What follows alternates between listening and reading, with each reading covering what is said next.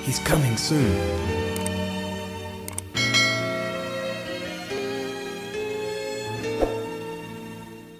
Ya, Shalom Aleichem. Alhamdulillah. Apa kabarnya? Haleluya. Luar biasa. Yes. Wow. Anak Tuhan, kita itu ya, Bapak Ibu Saudara yang dikasih oleh Bapak Yahweh, hari ini kita kembali dengarkan Dafar Elohim. Nah, hari ini saya memberikan judul Dafar Elohim, yaitu ada udang di balik batu. Nah, bukan ada udang di balik bakwan, tapi ada udang di balik batu. Nah, peribahasa ini saudara mengandung arti bahwa orang yang memiliki niat secara tersembunyi atau yang kelihatannya membantu tetapi punya maksud yang tidak baik. Kayaknya membantu, kayaknya menolong saudara, tetapi sebenarnya dia punya misi tersendiri. Dia punya maksud tersendiri. Bahkan maksudnya itu negatif, kurang baik saudara. Nah, saya memberikan contoh. Di Indonesia ini penuh dengan sejarah saudara. Di Indonesia ini penuh dengan cerita-cerita yang memang sejarah yang sampai hari ini masih terkenal. Saya memberi contoh saudara yang dikasih oleh Tuhan, sebuah kisah di mana ada orang yang memiliki rencana tersembunyi, yaitu saudara yang dikasih oleh Bapak Yahweh. Contohnya adalah namanya Ken Arok. Saya yakin saudara pernah mendengar cerita tentang Ken Arok saudara. Nah, sejarah tentang Ken Arok saudara yang dikasih oleh Bapak Yahweh, dia mengabdi kepada Tunggul Ametung atau Aku Tunggul Ametung. Ken Arok itu lahir di daerah Jawa Timur, kira-kira tahunnya itu 1182 tahunnya saudara. Nah, wafat di Jawa Timur pada tahun 1227. Nah, dia adalah pendiri kerajaan Tumapel yang kemudian terkenal dengan nama Singosari saudara. Inilah sejarahnya Ken Arok. Nah, kenapa saudara yang dikasihi Tuhan saya memberikan cerita ini? Dia memerintah sebagai raja pertama yang bergelar Sri Rajasa Batara Sang Amurwabumi. Jadi mulai tahun 1222 sampai 1227. Nah, orang tuanya bernama Gajah Para dan ibunya bernama Ken Endok. Nah, saudara, kenapa kok saya bilang ini orang ada udang di balik batu?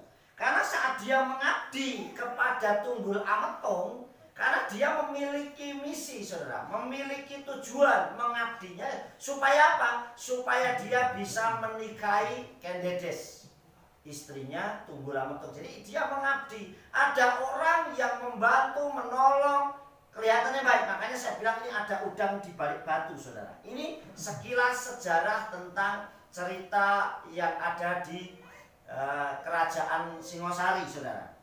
Nah, saya memberikan juga satu hal. Saya beritahu saudara yang dikasih oleh Bapak Yahweh bahwa gereja itu atau kehilat itu memang tempat berkumpul. Jadi gereja atau kehilat itu memang tempat berkumpul umat-umat Elohim. Gereja itu memang tempat berkumpul umat-umat Elohim saudara, dari berbagai suku, dari berbagai ras, dari berbagai daerah, dan dari berbagai tujuan.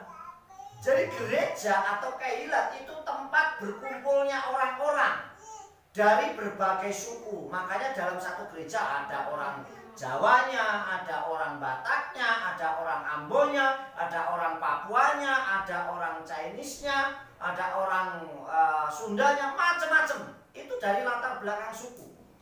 Mungkin ada orang Bulenya, ada orang Jepangnya, bisa jadi saudara dikasih. Ada orang Afrikanya, bisa juga saudara. Karena terdiri dari berbagai orang yang berkumpul di situ. Itulah gereja. Berbagai dari tempat jauh, ada yang kalau di sini ada yang dari Semarang, ada yang dari Solo, ada dari Magelang, dari Jogja, dari mana-mana bisa berkumpul. Apalagi kalau gereja itu ada di tengah kota, misalnya Jakarta, pasti akan ngumpul dari berbagai tempat orang. Kemudian saudara, berbagai tujuan. Nah, orang masuk gereja tujuannya belum tentu sama. Yang pertama, ada orang datang ke gereja karena memang rindu hadirat Tuhan. Ada orang yang memang dia ke gereja itu memang karena rindu, karena kasihnya, karena cinta sama Tuhan. Dia sehingga datang kepada Tuhan sekalipun jaraknya jauh.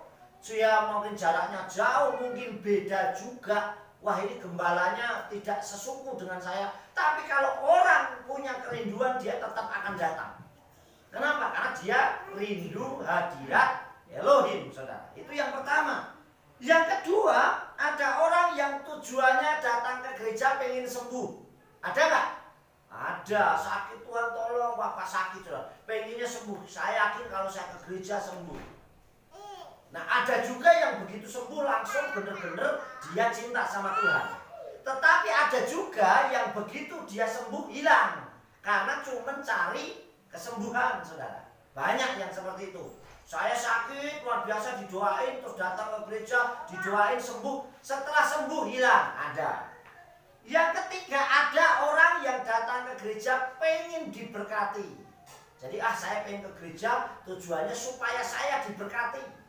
Saudara yang kasih, sehingga saat sudah diberkati, ada juga yang memang tetap tinggal di tempat itu karena tinggal di gereja dan diberkati. Dia mulai menyaman. Ternyata saya bertumbuh dan diberkati di tempat ini. Tetapi ada juga yang begitu sudah diberkati hilang, pindah, saudara. Pindah kemana tempat? Ada yang seperti itu. Ini banyak. Makanya saya bilang ada udang di balik batu. Setiap orang punya tujuan sendiri. Yang keempat, ada yang orang memang ke gereja tujuannya jahat. Ada nggak, saudara? Ada. Misalnya, saudara, wah saya ke gereja itu, ke gereja saya nggak kenal. Makanya jangan salah, ada orang yang ke gereja HP-nya hilang. Ada orang yang ke gereja tasnya hilang, dompetnya. Karena dari awal ada orang yang memang sudah punya niat datang ibadah itu tujuannya bukan menyenangkan Tuhan, tapi punya misi tersendiri. Nah, inilah yang dinamakan ada udang di balik batu, saudara. Jadi dia datang kepada Tuhan tujuannya berbeda. Nah, saudara yang dikasih oleh Tuhan, nah saudara yang dikasih oleh Bapak, seperti contoh nih, ada orang yang memiliki tujuan yang jahat. Contoh, yaitu merusak. Ada nggak orang yang tujuannya ke gereja merusak? Ada. Dua, ada orang yang ke gereja tujuannya mencuri. Ada juga, saudara.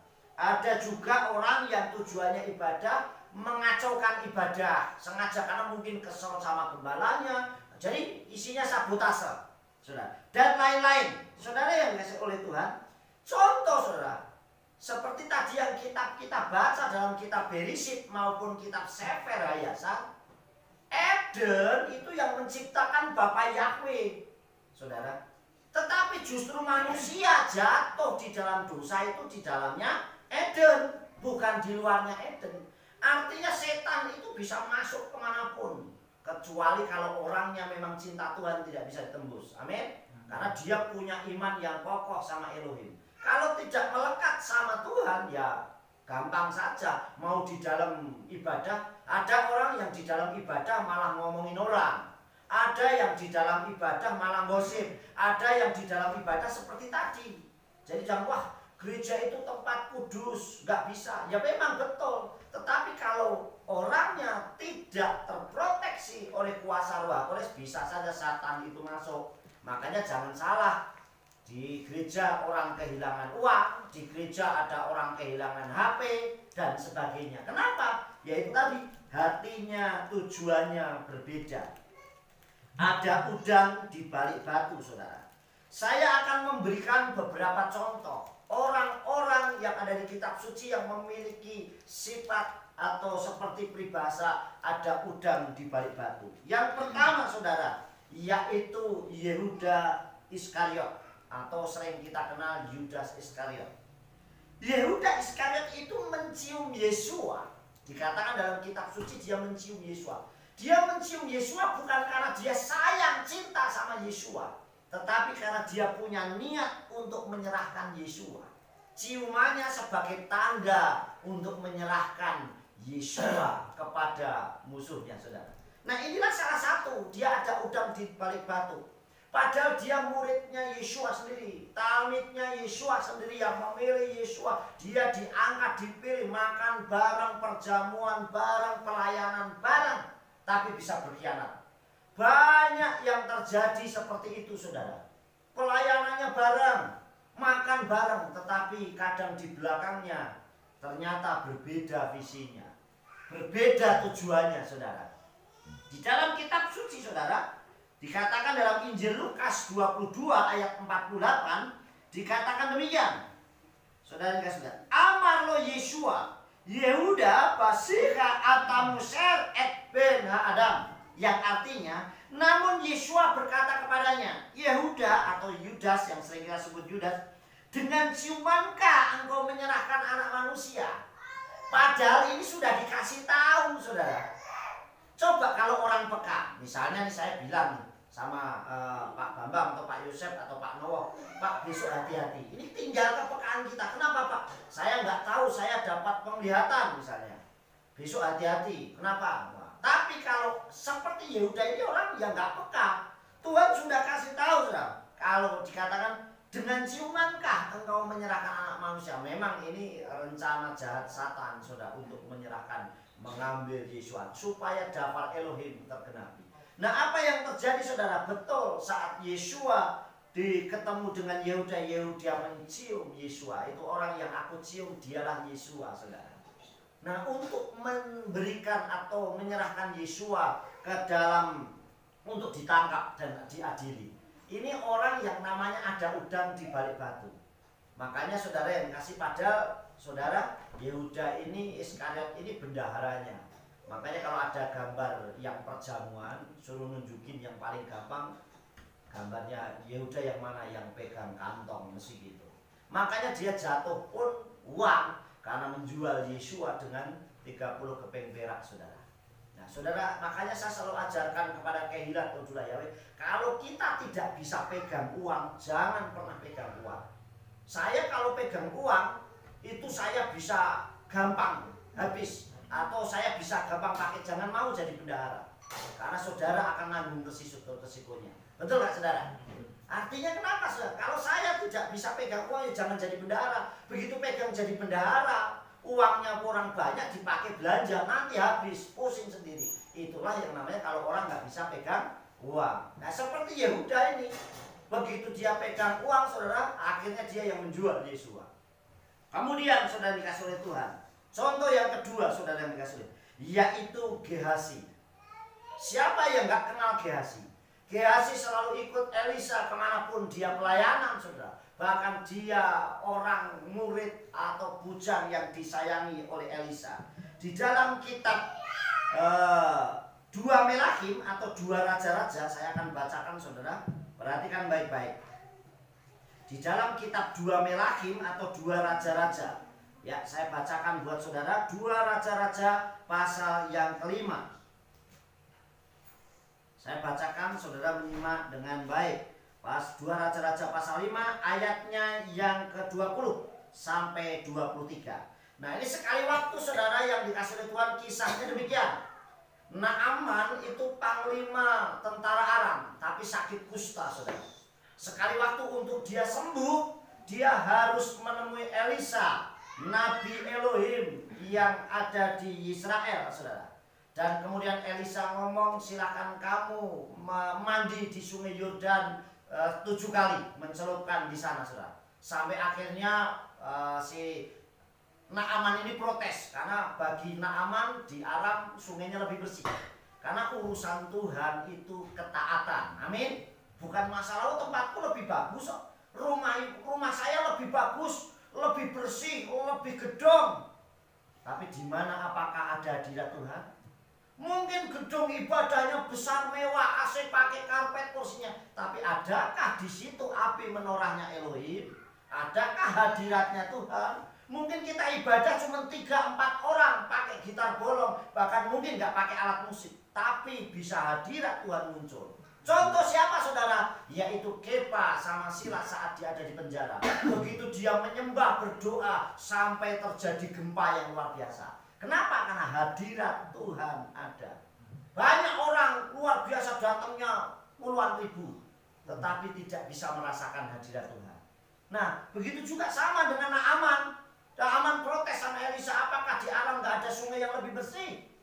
Saudara, Dan harus ke situ. Sampai akhirnya dia diingatkan, kalau kok sembuh tuh orang kalau sudah sakit disuruh apapun ya mau, betul lah. Makanya banyak orang kalau sudah sakit saat sehat, makanya saudara yang dikasihi oleh Tuhan, banyak orang makan makanan kosher, sudahlah, sudah dikuduskan, sudah doa.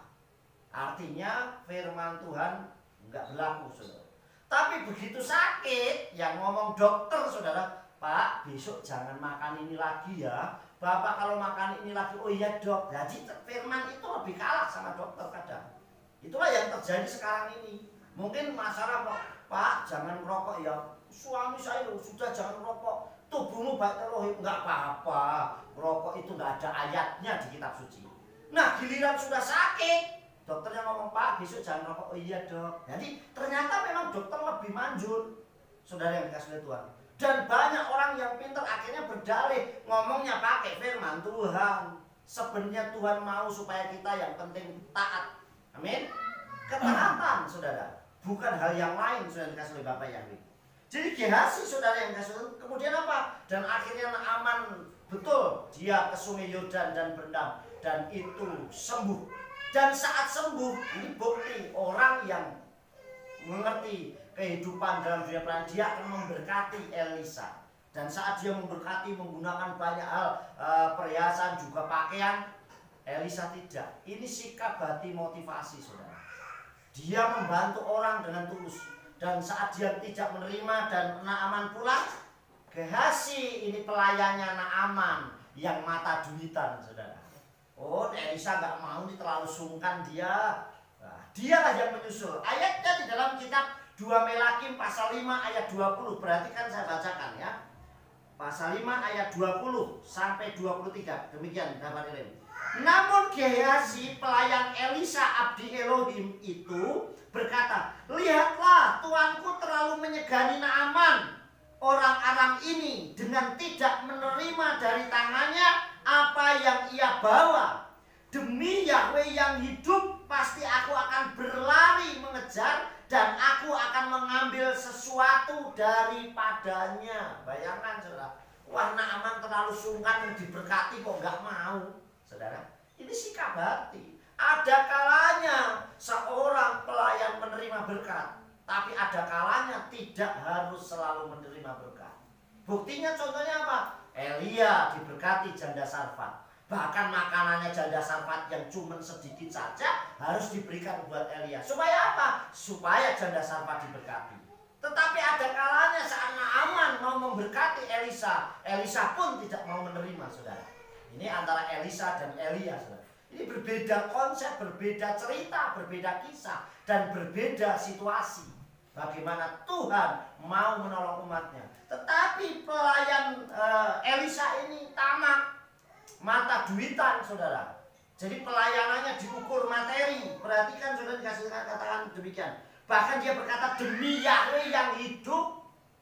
Pakai nama Tuhan pula, saudara. Demi Yahweh yang hidup, pasti aku akan berlari, bahkan mengejar, saudara. Berlari dan katakan mengejarnya, dan aku akan mengambil sesuatu daripadanya. Berlari dan mengambil sesuatu daripadanya. Jelas Elisa nggak mau. Kemudian apa ya? Lalu Gehazi mengejar Naaman, dan Naaman melihat ada orang yang mengejarnya, lalu turunlah dia dengan segera dari atas kereta perangnya untuk menjumpainya dan berkata, apakah ada shalom? Saudara, ini yang dikatakan oleh Naaman. Dan ayat 22, dan dia menjawab, shalom tuanku, shalom. Tuanku Elisa menyuruh aku dengan mengatakan. Apakah Elisa nyuruh? Tidak, saudara. Itu kemauannya Gehazi sendiri. Jelas Elisa tidak mau, dia menolak. Tetapi Gehazi ngomong apa? Tuanku Elisa menyuruh aku mengatakan. Dikatakan, lihatlah, baru saja 2 orang muda dari kelompok nabi dari pegunungan Efraim datang kepadaku. Baiklah, berikanlah kepada mereka 1 talenta perak dan 2 pasang pakaian. Dia memakai Elisa mengambil alih kepada orang lain. Paham? Jadi begitu dia mengejar, tuanku Elisa terlalu sungkan, artinya gitu. Dan aku disuruh tuanku Elisa. Kenapa? Karena ada 2 orang nabi datang. Dianggapnya datang kepada Elisa. Dan itu butuh pakaian. Dan itu. Ini kan memakai beberapa orang. Makanya kalau orang bohong sekali, dia akan bohong berkali-kali. Makanya jangan pernah berbohong, saudara. Jangan pernah kita berbohong. Ini buktinya dia berbohong pakai nama Elisa. Berbohong pula dia nanti pakai nama orang. Saudara yang dikasih oleh Tuhan. Kemudian ayat 23. Kemudian Naaman berkata, silahkan ambillah 2 talenta. Naaman mendesak Gehazi lalu membungkus 2 talenta perak dalam 2 pundi-pundi dan 2 pasang pakaian, lalu memberikannya kepada 2 pelayannya dan mereka membawanya di depan Gehazi. Naaman memang tulus mau memberkati, saudara. Tetapi Gehazi, saudara, makanya dalam dunia pelayanan, dalam dunia melayani Tuhan, itu yang penting kita dengan Tuhan. Amin. Saya selalu berkata, saya kalau pelayanan pergi kemana-mana, kalau kayak waktu kemarin pergi, saya bilang udah, saya tiketnya saya beli sendiri. Masalah nanti Tuhan berkati ganti itu urusannya nanti. Tapi saya nggak mau ribet, saudara. Amin. Jadi kita belajar untuk melayani Tuhan dengan penuh ketulusan. Apalagi jangan memakai nama orang lain, saudara. Itu tambah berdosa. Dan apa yang terjadi, saudara yang dikasih oleh Bapak Yahweh, dapat dari apa yang dilakukan oleh Gehazi. Elisa, Nabi Yahweh itu tahu apa yang dilakukan. Kalau yang tahu manusia masih mending. Manusia itu bisa disuap, betul nggak? Wah, itu Gehazi itu ngambil uang nih, ayo bagi. Kalau nggak bagi tak lapor ke Pak Elisa loh. Iya nggak? Bisa nggak? Mungkin karena takut, ya ini sebagian buat kamu. Tapi jangan ngomong ya, bisa saja saudara. Tetapi kalau Tuhan nggak pernah bisa dibohongin. Amin. Bapak Yahweh Maha tahu apa yang kita lakukan dan apa yang kita kerjakan. Saudara yang dikasih oleh Bapak Yahweh. Dan apa yang terjadi saat Elisa tahu bahwa dia katakan, perhatikan saya bacakan seterusnya supaya dia saudara tahu ya. Dan dia tiba di bukit lalu mengambil dari tangan mereka dan menyimpannya di rumah. Lalu menyuruh kedua orang itu pergi, maka pergilah mereka. Dan dia masuk dan berdiri dekat tuannya. Lalu Elisa bertanya kepada, dari mana Gehazi? Perhatikan ya. Dan dia menjawab, hambamu ini tidak pergi kemana-mana. Jadi bohongnya berapa kali? Sudah bohong karena pakai nama Elisa, bohong pakai nabi yang lain, sekarang bohong tidak pergi kemana-mana. Saudara yang dikasih, banyak orang yang seperti itu. Kadang ada orang tua yang ngajari anaknya bohong. Nanti ada yang datang nyariin, mama bilang ya, mama lagi pergi. Nah ini kan ngajarin bohong, saudara. Saudara yang dikasih oleh Tuhan, perhatian, dan dia masuk ya. Dari kata dan dia masuk dan berdiri dekat tuannya. Lalu Elisa bertanya kepada, dari mana Gehazi? Dan dia menjawab, hambamu tidak pergi kemana-mana.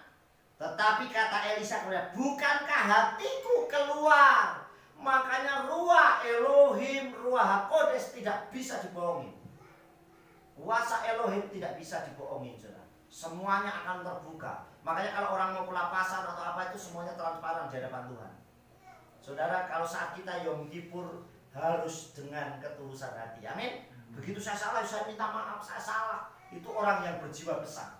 Bahkan dikatakan, tetapi kata Elisa, bukankah hatiku keluar ketika orang itu kembali dari keretanya menjumpaimu? Apakah waktunya untuk mengambil perak dan mengambil pakaian dan kebun zaitun dan kebun anggur dan kawanan domba dan ternak dan budak-budak maupun hamba-hamba perempuan?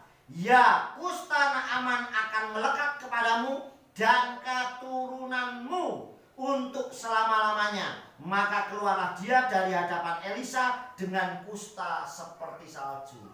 Berkat yang harusnya menjadi berkat bisa menjadi kutuk kalau kita tidak menghormati hadirat Tuhan. Amin. Ada kalanya kita memang harus menerima berkat yang dari Tuhan. Tetapi ada kalanya mungkin ada orang yang jauh lebih membutuhkan berkat itu kepada orang lain. Amin. Makanya jangan pernah kita punya sifat ada udang di balik batu. Belajarlah tulus kalau memang kita harus tulus. Amin. Jadi bukan aduh saya seperti ini. Makanya saya selalu ajarkan jangan pamrih. Pamrih itu wah saya tak nolong orang. Suatu saat anak saya mesti tolong. Itu namanya pamrih. Tolong aja. Karena pasti Tuhan nggak pernah mau berhutang sama kita. Amin. Ada waktunya Tuhan menolong kita. Ini contoh yang kedua. Gehazi mengikut, bahkan dia lihat keajaibannya luar biasa ya. Naaman yang sudah berobat kemana-mana nggak sembuh, tapi Elisa cuma ngomong, bahkan tidak ketemu loh saudara. Elisa itu nggak ketemu sama si Naaman. Waktu Naaman datang pertama kali menjumpai Elisa, dia bilang sampai yang disuruh kan Gehazi, kamu bilang sama Naaman, mandi di sungai Yordan sampai 7 kali, berendam di sungai Yordan 7 kali. Kemudian sampai si Naaman marah. Aku kira aku datang ke sini paling nggak menjumpaiku atau menumpangkan tangannya. Coba kalau seandainya ada jemaat saudara, jemaat nih, oke lihat sudah ya, Pak Gembala tolong saya nih, sudah datang ke rumah saya, padahal saya di rumah, tolong doain saya. Terus saya nyuruh Rian, tolong kamu bilang, pulang saja, nanti saya doain dari rumah. Saya yakin bisa aja kepahitan, betul nggak? Sombong nih Pak Yefta nih, sekarang giliran sekarang suruh doain, saya sudah jauh dari rumah, kehujanan, balik bocor, sampai di situ nggak mau nemuin, ya nggak? Ini Naaman sama saudara, sudah datang jauh dari Aram saudara, dia datang menjumpai Elisa, Elisa nggak nemuin saudara, bahkan dia suruh mandi. Tapi sekali lagi kita lebih taat sama Elohim.